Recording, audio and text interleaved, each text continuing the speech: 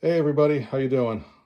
This is Andrew from Snakeworks, and right now you are looking at a short-tailed python. I picked this animal up last year, maybe early spring. Someone was selling it who was just getting rid of a bunch of animals. I was amazed with this animal immediately and put down the money for it. She arrived several months later, and I mean, she's a beautiful creature, very calm, got an awesome orange head and stripe and neck. And now I had assumed this was a Borneo short-tailed python. I mean, you usually don't see them with a stripe like that. It does kind of have some, the sides of her aren't really quite indicative of a Borneo. I mean, what do I know? It was my first Borneo. Anyways, with a little expert guidance, I've realized this is actually a combination of both a python Bronger's Mai, traditional blood python, and a Borneo python, Python brightonsteini. And the only way we can actually tell that is by looking at these scales that are underneath the eye. I don't have any sort of reference right now, so I really can't tell you exactly what we should be looking at here. But if you notice, like right below the pupil of that eye, there's no scale.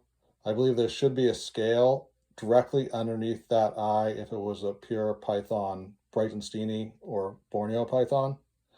The python Bronger's Mai does not have that scale, which is really the only way that you can tell that this animal has been crossbred. Interesting. I mean, I gotta say, I was slightly disappointed to find that out. I'm not going to breed this animal only because I don't want to further muddy the waters. I think there's been several types of snakes that have been imported over the years that I believe I was given the example of king snakes, where you really can't even tell the different species of those animals apart because people have just kind of irresponsibly just mashed everything together. So although she's beautiful, if I were to breed this with another Borneo, I produce these like hybrid offspring. It might be fine, I'd be honest about what they were to people.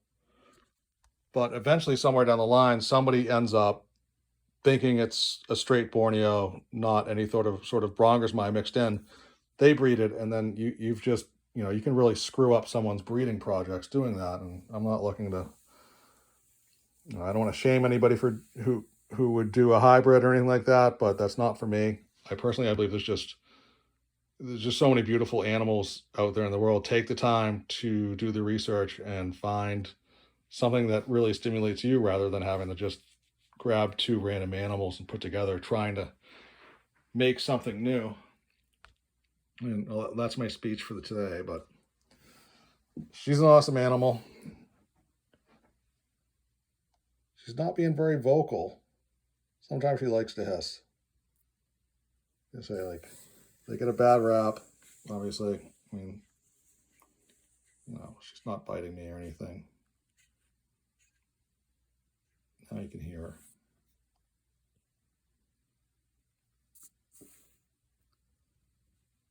Pretty girl.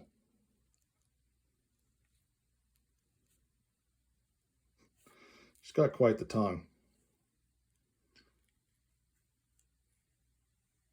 Yeah. Her head's a little bit stout. You can see it's a little, if you look at between where her eyes and the nose ends. Normally, I would think that would be a little bit longer. I don't think it's a big deal or anything, but just something I've noticed with her. Oh, yeah. I'm just enjoying this animal as much as you are right now. That's why I'm not really saying much. So I have to get her a bigger home. Right now, she's still in a V70, which she seems to do fine in it, but I mean, she's getting up there in weight. I love the color gradient as we go up. It's lighter and lighter and lighter till it starts to turn orange. Man, what a beautiful snake. Anyways, if you have any questions about hybrid crosses or anyone that wants to start a conversation about that, I'm more than willing to participate.